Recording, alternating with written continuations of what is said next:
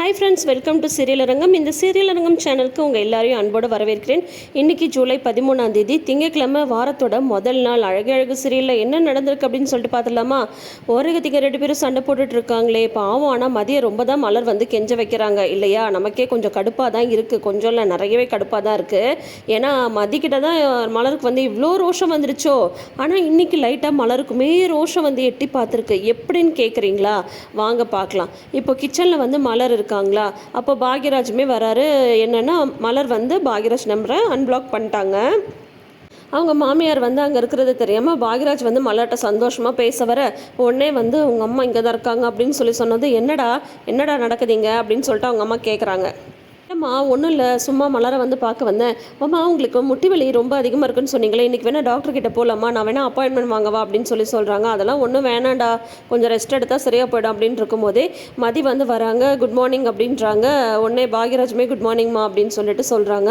மறுபடியும் இவங்ககிட்ட வந்து குட் மார்னிங்கன்றாங்க. இவங்க வந்து அப்படியே மூஞ்சி திருப்பிட்டு போகிறாங்க. ப்ளீஸ் என்கிட்ட வந்து பேசுங்க, நீங்கள் ஏன் என் கூட வந்து பேச மாட்டேன்றீங்க? நான் பண்ணது தப்பு தான். அன்றைக்கி நான் வந்து உங்ககிட்ட அவ்வளோ ஹார்ஷாக வந்து பேசியிருக்க கூடாது. அன்னைக்கு வந்து என்னை சுற்றி பல விஷயம் வந்து நடந்துட்டு இருந்தது. நீங்கள் வேற அந்த நேரம் பார்த்து வந்து மன்னிப்பு கேளுன்னு சொல்லி சொன்னதுனால அந்த நேரத்தில் நான் வந்து பஸ்ட் அவுட் ஆகிட்டேன். செய்யாத தப்புக்கு எதுக்கு மன்னிப்பு கேட்கணும் அப்படின்ற மாதிரி தான் என் மைண்டில் வந்து ஓடிட்டு இருந்தது. மற்றபடி உங்களை வந்து ஹர்ட் பண்ணணும் அப்படின்ற மாதிரிலாம் எதுவுமே இல்லை. எல்லாரும் ஒவ்வொரு பக்கம் பேசிகிட்டு இருக்கும்போது நீங்களும் இந்த மாதிரி சொல்லும்போது எனக்கு என்ன பண்ணுறதுனே தெரியாமல் தான் அன்றைக்கி வந்து நான் கத்தி விட்டுட்டேன். தப்பு தான், அன்றைக்கி நான் உங்ககிட்ட பேசினது வந்து தப்பு தான். ஆனால் எனக்கு அதுக்காக நீங்கள் என்கிட்ட வந்து பேசாமலாம் இருக்காதீங்க. நான் வேணால் உங்கள் காலில் விழுந்து மன்னிப்பு கேட்குறேன் அப்படின்ற மாதிரி சொல்கிறாங்க. ஆனால் இதெல்லாம் ரொம்ப ஓவருங்க. அந்த மாதிரி என்ன மலர் காலில் விழுந்து மன்னிப்பு கேட்டால் தான் மலர் வந்து மன்னிப்பாங்களோ? அப்பையும் இவங்க வந்து பேசாமலே இருக்காங்க. அப்புறம் கையை பிடிச்சிட்டு வந்து கெஞ்சறாங்க. மதி, தயவு செஞ்சு எனக்கு கிட்ட பேசுங்க, நீங்கள் இந்த மாதிரி பேசாமல் மட்டும் இருக்காதீங்க, என்னால் தாங்க முடியாது அப்படின்னு சொல்லும்போது இதெல்லாம் பார்க்குறதுக்கு மாமியாருக்கு குழுன்னு இருக்குது. நடக்கட்டும் டும் அப்படின்ற மாதிரி வந்து இருந்துகிட்ருக்கு. அதுக்கப்புறம் வந்து பார்த்தா மலருக்கு வந்து மனசு இலகி போய்டுதான். சரி விடு, நீ வந்து அழாத, நீ சொன்னது வந்து கரெக்டு தானே, எனக்கு தான் செல்ஃப் ரெஸ்பெக்ட்லாம் இல்லையே அப்படின்ற மாதிரி வந்து சொல்கிறாங்க. உடனே வந்து மதி வந்து நீங்கள் அந்த மாதிரிலாம் வந்து எடுத்துக்காதீங்க, சாரி, நான் இனிமேல் அந்த மாதிரிலாம் எதுவும் பேச மாட்டேன், என்கிட்ட மட்டும் பேசாம மட்டும் இருக்காதீங்க, மன்னிச்சிடுங்க அப்படின்னு சொல்லி சொல்லும்போது உடனே வந்து மலர் வந்து மதியம் கட்டி பிடிச்சிக்கிறாங்க. சரி அழாத விடு, நான் கூட பேசுகிறேன், சரியா அழாத அப்படின்றாங்க. உடனே மாமியாருக்கு ஷாக்கு.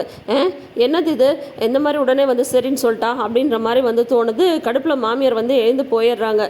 அதுக்கப்புறம் வந்து சரி நீ எதுவும் வருத்தப்படாத, நான் எதுவும் மனசில் வச்சுக்கல சரியா அப்படின்னதும், சாரிங்க, அன்றைக்கி வந்து ஏதோ கோபத்தில் என்னையும் மீறி அந்த மாதிரி வந்து நான் வந்து திட்டி விட்டுட்டேன், உங்களை காயப்படுத்தணும் அப்படின்ற மாதிரிலாம் எனக்கு எந்த எண்ணமும் கிடையாது அப்படின்னது. சரி விடுமதி, ஏன் மறுபடியும் அதை பற்றியே பேசிட்டு நீ அதெல்லாம் எதுவும் நினச்சிக்காத சரியா, நீ போய் ரெடி ஆகிட்டு வா அப்படின்ற மாதிரி வந்து சொல்கிறாங்க. காஃபி குடிக்கிறியா அப்படின்லாம் வந்து சொல்கிறாங்க. அப்போ வந்து மாமியார் வந்து வெளியில் உட்காந்துட்டு சோஃபாவில் வந்து பூ கட்டிகிட்டு இருக்காங்க. பாக்யராஜ் வந்து ஐயோ என்னடா இது அப்படின்ற மாதிரி பக்கத்தில் வந்து உட்காடுறாங்க. நான் ஏதாவது ஹெல்ப் பண்ணட்டுமாம்மா? நான் அதெல்லாம் ஒன்றும் வேணாண்டா. என்னடா இந்த மலர், அவள் அன்றைக்கி அவளை எப்படியெல்லாம் பேசினா, என்னெல்லாம் பேசினா, அதில் உள்ளே வர மாமியார் வந்து சொல்கிறாங்க, உனக்கு சூடு சொரணா இல்லைன்னு சொல்லிட்டா, அவள் சொல்கிறதெல்லாம் நம்பாத அப்படின்ற மாதிரிலாம் சொல்கிறாங்க. அந்த மாதிரிலாம் நான் எதுவுமே சொல்லவே இல்லை அப்படின்ற மாதிரி வந்து சொல்லிட்டுருக்காங்க மதி. அதுக்கப்புறம் வெளியில் வந்து உட்காந்ததுக்கப்புறமும் அவங்க மாமியாருக்கு வந்து பொறுக்கலை. இவங்க 2 பேரும் சண்டை போட்டுட்டு இருந்தால் அவங்களுக்கு வந்து சந்தோஷம். இப்போ இவங்க 2 பேரும் ஒன்று சேர்ந்துட்டாங்கல்ல, அதனால் வந்து அவங்களுக்கு ஒன்றும் என்ன பண்ணுறதுனே தெரில. அந்த கடுப்பை வந்து பாக்யராஜ்கிட்ட வந்து காட்டிகிட்டு இருக்காங்க. இந்த மலர் கொஞ்சம் கூட அவள் சொன்னது கரெக்டு தான்டா, அவள் கரெக்டாக தான்டா சொல்லியிருக்கா, இந்த மலருக்கு கொஞ்சம் கூட சூடு சொரணே கிடையாது. அதனால தான் வந்து அந்த மதி வந்து அழுது ட்ராமா பண்ணதும் உடனே வந்து கட்டி பிடிச்சிட்டு உடனே என்னமே நடக்காத மாதிரி வந்து பேசிகிட்டு இருக்கா. இதெல்லாம் எங்கே போய் நிற்கணுன்னே தெரில. இப்போ எதுக்கு வந்து அவளை வந்து இவன் மன்னிச்சா அப்படின்ற மாதிரி வந்து சொல்லிட்டு இருக்காங்க. அந்த நேரம் பார்த்து மலர் வந்து ஏதோ கேட்குறாங்க அவங்க மாமியார்கிட்ட. ஏய் நில்லு, இப்போ எதுக்கு நீ அவட்ட சமாதானமாக போன அப்படின்னதும், ஏன் அதில் என்ன தப்பு இருக்குது அப்படின்னு சொல்லி கேட்குறாங்க. அவள் அன்றைக்கி உன்னை என்னெல்லாம் சொல்லி பேசினா, சூடு சொன்ன இல்லாதவ, ரோஷம் இல்லாதவ, அப்புறம் என்னமோ ஒரு வார்த்தை சொன்னாடா, என்ன சொன்னா, அதெல்லாம் சொல்லி திட்டினால, இப்போ எதுக்கு வந்து அவள் அழுததுமே நீ வந்து மன்னிச்சிட்டேன்னு சொல்லிட்டு கட்டி பிடிச்சிட்டு என்னமோ ரொம்ப அப்படியே பாசத்தை போட்டு பொழியிற அப்படின்னு சொல்லி சொல்கிறாங்க. அவள் சொன்னது கரெக்டு தான் மலர், உனக்கு சூடு சொன்னே கிடையாது, அப்படியே எதுனாலும் அப்படியே அமைதியாக போயிடுவ அப்படின்னு சொல்லி சொன்னதும் உடனே மலருக்கு வேற கோவம் வந்துடுது. இப்போ நீங்கள் ஏன் அத்தை இந்த மாதிரிலாம் பேசிகிட்டு இருக்கீங்க? மதி என்னை பற்றி கரெக்டாக தானே சொன்னா. எனக்கு தான் வந்து செல்ஃப் ரெஸ்பெக்டே இல்லையே, எனக்கு தான் சூடு சொரணை இல்லையே. இப்போது மதி வந்து அந்த மாதிரி சொல்லிவிட்டு அவன் வந்து பேசினது மட்டுமா நான் வந்து பேசினேன்? நீங்கள் கூட தான் எப்போ பார்த்தாலும் என்னை வந்து திட்டிகிட்டு இருக்கீங்க, வேலை வாங்கிட்டு இருக்கீங்க. எனக்கு உண்மையிலேயே ரோஷம் வர மாதிரி இருந்தால் நான் உங்ககிட்ட பேசியே இருக்கக்கூடாதுல்ல, நீங்கள் சொல்கிறது எதுவுமே செஞ்சுருக்கக்கூடாதுல்ல. ஆனால் நீ அப்படி இல்லையே, மலருன்னு கூப்பிட்ட அடுத்த குரலுக்கு உடனே நான் வந்து நிற்கிறேன்ல, உங்களுக்கு என்ன வேணும்னு சொல்லிட்டு கேட்குறேன்ல. அதனால் அவள் கரெக்டாக தான் சொல்லியிருக்கா, எனக்கு சூடு சொரணை இல்லை தான் அப்படின்னு சொல்லிட்டு. என்ன பாக்யராஜ், நான் சொல்கிறது சரிதானே அப்படின்ட்டு போகிறாங்க. அவங்க மாமியாருக்கு ஒரே ஷாக்கு, பாக்யராஜுக்கு அதுக்கு மேலே ஷாக்கு. ஐயோ என்னடா இது, பேரை வர சொல்லி கூப்பிட்டு போகிறான்ட்டு. ஏய் என்னடா என்னடா என்னடா இவ இப்படி பேசிட்டு போகிறா, நான் என்ன குடும்பக்கார மாமியாரா அப்படின்னது. இல்லைம்மா, மலர் வந்து அந்த அர்த்தத்தில் வந்து சொல்லலை. சின்ன சின்ன விஷயத்தெல்லாம் பெருசுப்படுத்தாமல் யாருக்கு என்ன வேணுன்றதை கேட்டு கேட்டு செய்கிறாள், அதை தான் அவன் அந்த மாதிரி வந்து சொல்லிட்டு போகிறா அப்படின்னு சொல்லிட்டு சொல்கிறாங்க பாக்யராஜ். சரி, அவள் என்னடா உன்னை பேர் சொல்லி கூப்பிட்றா, அப்போ எங்கள் முன்னாடி தான் வாங்க போங்கன்னு சொல்கிறாளா, உன்னை வந்து அவள் பேர் சொல்லி தான் கூப்பிட்றாளா, மிரட்டுறாளா அப்படின்னதும், சாச்சா அப்படியெல்லாம் இல்லைம்மா, அவள் வந்து ஏதோ ஒரு ஒரு டென்ஷன் அந்த மாதிரி சொல்லிட்டு போயிட்டா. அப்படியெல்லாம் கிடையாது, அவள் என்னை பேர் சொல்லியெல்லாம் கூப்பிட மாட்டா, வாங்க போங்கன்னு தான் கூப்பிடுவா அப்படின்ட்டு. ஐயோ எஸ்கேப் ஆகிடு பாக்யராஜ் இந்த இடத்துல இருந்து அப்படின்னு சொல்லிட்டு அவன் கிளம்பி வந்துடுறாரு. அதுக்கப்புறம் வந்து பார்த்தா ஒரு பக்கம் மதி வந்து காலேஜ் போக ரெடியாக, ஒரு பக்கம் சுரேஷ் வந்து ரெடியாக. மதி போய் நின்று ரெடி ஆகிற இடத்துலலாம் சுரேஷ் வந்து நிற்கிற ரெடி ஆகுறாரு. ஏன்னா அவர் வந்து ஃபோன் பேசிட்டே இருக்காரு ஏதோ ஒரு கேஸ் விஷயமா. இன்னும்னேலாம் பண்ணல. ஆனால் மதி வந்து அவங்க பாட்டுக்கு ரெடி ஆகிட்டு போகிறாங்க. சுரேஷ்க்கு ஒரே ஆச்சரியம். நான் குறுக்க போய் நின்று தான் அவளுக்கு கோவம் வந்திருக்கணுமே, இன்றைக்கி அவள் நல்ல மூட்டில் இருக்காளோ, நானும் சரியாக கவனிக்கல, சரி பார்ப்போம் அப்படின்ற மாதிரி வந்து சொல்கிறாங்க.